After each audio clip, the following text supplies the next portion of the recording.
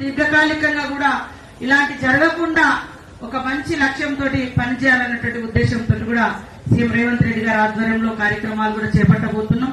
మీరందరూ కూడా ఎక్కడ జరిగినా మరి మనకు జరిగినట్టుగా మన తోటి సోదరికి జరిగినట్టుగా ఈ రోజు మీరు ఇక్కడ ధర్నా చేస్తున్నందుకు మీకు కూడా మేము ఖచ్చితంగా సంఘీభావం తెలియజేస్తా ఉన్నాం, మద్దతు తెలియజేస్తా ఉన్నాం.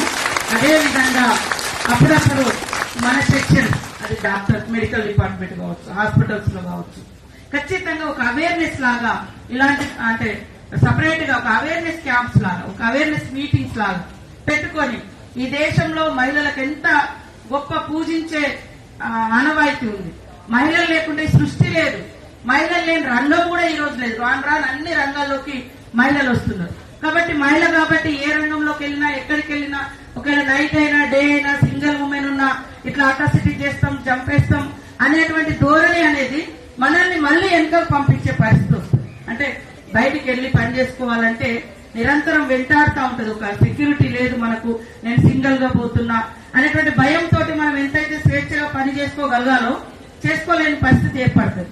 సో ఖచ్చితంగా మరి అక్కడటువంటి ప్రభుత్వం కూడా మమతా బెనర్జీ గారు నిన్న కొంత స్పందించినట్టుగా కూడా మా దృష్టికి వచ్చింది. తప్పకుండా మరి మా పార్టీ పరంగా కూడా దేశవ్యాప్తంగా మద్దతుగా పాల్గొంటా ఉన్నారు. ఈ రోజు కూడా మీరు చేస్తున్నటువంటి యొక్క దీక్షకు సంఘీభావం తెలియజేస్తూ వారి కుటుంబానికి అన్ని రకాలుగా న్యాయం జరగాలని మేము కూడా